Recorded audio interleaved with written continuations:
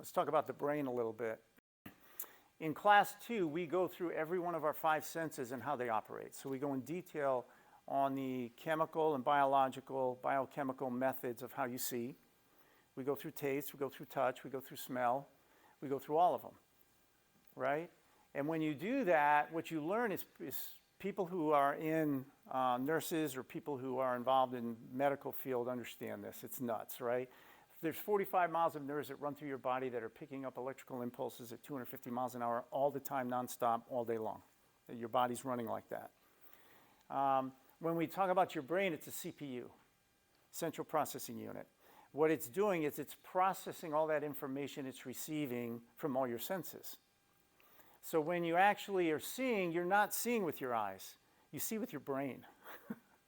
Your brain, what's happening is really amazing, is you have photon of light that's getting converted into a biochemical signal that then gets converted into electrical impulse that then by neurons goes through your optic nerve to a section of your brain so you can see. When you talk about smell, your smell process, you have in the air airborne odors that are caught by cilia on the top of your nose, and they convert the airborne odors into biochemical signals that then travel up into your frontal lobe area, your olfactory bulb, that then get converted into electrical signal that then go through your olfactory nerve so that you can smell. It's insane. Not only that, you have 2 eyes. Your eyes are synchronized perfectly. You ever notice you don't see anybody like they do on, what's that show I like so much, that movie? Men in Black, where they show the aliens, the eyes are all over the place. They're never in line. Your eyes move together all the time. You ever wonder about that? How come your left eye isn't over there, your right eye's up here and everything? You actually, how do you think we came up with cameras? Cameras are basically designed from your eyes. Your eyes are perfectly synchronized, so they move almost exactly together all the time wherever you go. They can't be out of step because of the muscle structure and their connections.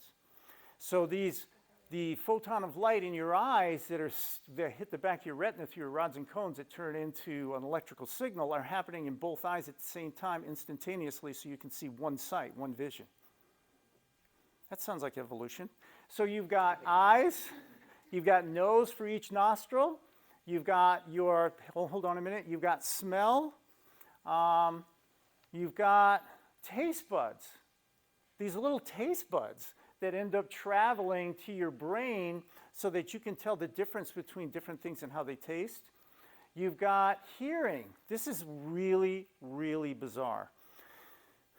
Your hearing starts out as a sound wave, becomes a mechanical vibration when it hits your eardrum, which moves the hammer, anvil, and stirrup, which are all these little tiny bones connected, which then create a fluid motion.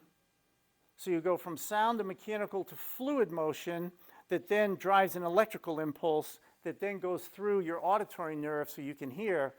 And they're both synchronized exactly the same. So the sounds you're hearing are not just one ear, exactly the same for both ears at the same time to your brain. All right, so this has nothing to do with your mind.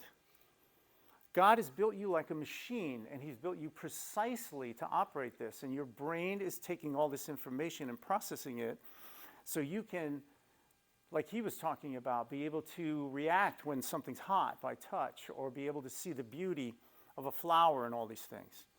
But that has nothing to do with feeling sweating when the the state trooper behind you flips on his siren, right? That's totally different. That's your mind. You can pick up different tones too, like when someone talks, if they're happy. Yeah. Your brain is going, oh, they sound angry, or they sound Wait till we get into book 2 when we go through the details. The cilia lengths that are within, I'm talking about smell now, that are within the back by the olfactory bulb here. There's actually, it's like a computer chip with resistors.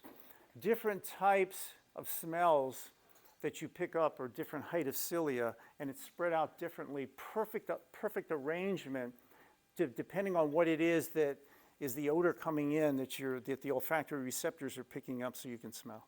It's perfectly designed just like a computer. I'm trying to get you guys to see how obvious it is that you're not a physical being.